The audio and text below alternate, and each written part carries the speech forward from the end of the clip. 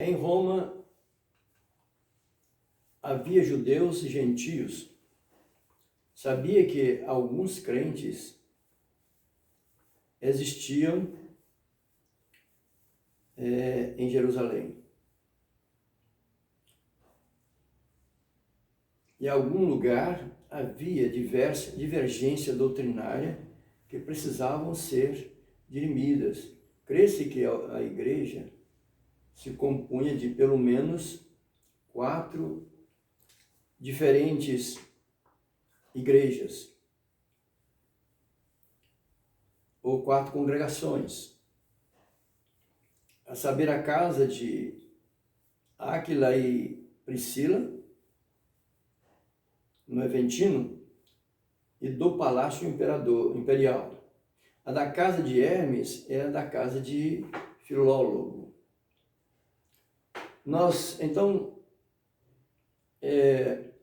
vemos com esta carta de Paulo, ele não escreveu esta carta a igreja nenhuma. Ele escreveu essa carta nem para o pastor da igreja, porque ele não tinha conhecimento de nenhum pastor, de nenhum líder. Uma tradução aí que quer afirmar que Pedro, o apóstolo Pedro, era o fundador, mas não tem nenhum fundamento, é infundada a história, porque Paulo está escrevendo essa carta aos cristãos, irmãos, que ele tinha conhecimento, no capítulo 16 de Romanos, versículo 3 ao 17, nós temos uma lista de vários irmãos que lá estavam, e por outro motivo, Paulo não iria escrever uma carta para uma igreja onde se tinha um pastor por nome Pedro, porque com certeza iria haver problema, discussão. Se fosse Pedro, no caso, ele estaria sendo desconsiderado, desrespeitado por um companheiro de ministério, de campo, que seria Paulo. Então jamais ele iria fazer isto. Então ele não escreveu essa carta para nenhum pastor e nem para Pedro. Então esta igreja, conforme eu já disse antes, ela foi construída, exceto por aqueles que nós não, pelo fato de nós não sabemos 100% quem são eles, mas a realidade são cristãos que se converteram no Pentecoste de Jerusalém, e muitos voltaram para Roma e ali se converteram, já vieram convertidos, e ali então eles criaram as suas sinagogas, conforme já foi citado aqui, tinha pelo menos citado mais ou menos 4 congregações, que era conhecida do Paulo. Então, com certeza, jamais Paulo iria escrever uma carta para a igreja ou para os membros da igreja sem ter conhecimento de um líder que lá estivesse. Não, traria um constrangimento e uma discussão muito ruim, e era prejuízo para a igreja do Senhor.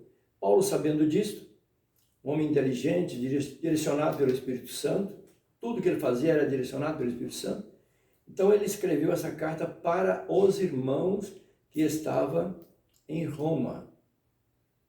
E era do conhecimento e da vontade dele que Roma, a igreja de Roma, o enviasse para pregar o evangelho na Espanha, que era o maior desejo, era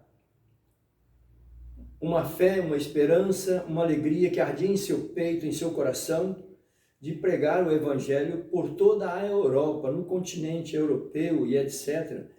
Mas o seu próximo ponto era a Espanha. Mas não sabendo ele que ele não iria chegar na Espanha livre, então ele foi aprisionado. Ele chegou, na Espanha não, perdão, desculpa, em Roma, ele chegou preso. E como preso, ele teve então a oportunidade de poder se defender e pregar para toda aquele palácio, todo aquele povo grande, reis, toda a guarda pretoriana, que eram 16 mil soldados, todos estavam ali para proteger o palácio real. E dessa forma, Paulo conseguiu pregar o evangelho para todos eles. E nós sabemos que Paulo sofreu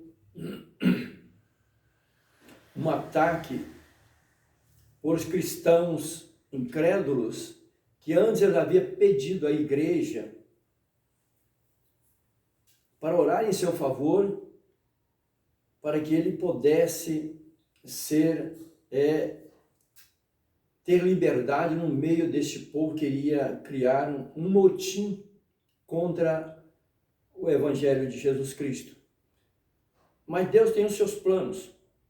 Nós sabemos que Paulo estava esperando chegar livre para pregar o evangelho.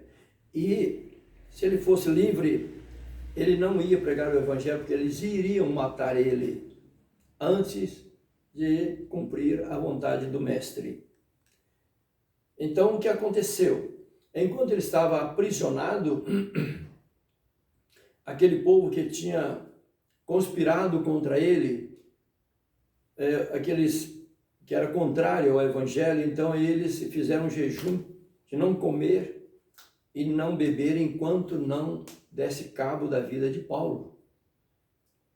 Mas Paulo foi avisado por alguém, por uma criança, e levando até ele o conhecimento, e essa criança levou então até aos oficiais, chegando até o conhecimento de quem estava na guarda de Paulo, evitando assim a sua morte imediata, que logo depois que ele pregou o evangelho, nós sabemos que ele foi morto, mas ele levou a palavra de Deus e pregou o evangelho. Nós sabemos que Paulo foi um homem de sucesso e o Senhor o abençoou ricamente em seu ministério. E o Senhor quer abençoar a minha vida, o meu ministério, o seu ministério, de todos aqueles que se aderem à palavra de Deus, reconhecendo o Senhor como seu Salvador. Quero dizer para você, amados irmãos, igreja do Senhor e ouvintes, que essa é uma pequena pincelada de uma introdução de um pouquinho da carta do apóstolo Paulo aos Romanos. Deus abençoe a todos e tenha uma noite abençoada no nome santo do Senhor Jesus Cristo. Eu agradeço pela sua cooperação e paciência em me ouvir para transmitir para você um pouco do conhecimento da introdução da carta aos Romanos de Paulo. Deus abençoe a todos e a paz do Senhor para todos em nome de Jesus. Amém.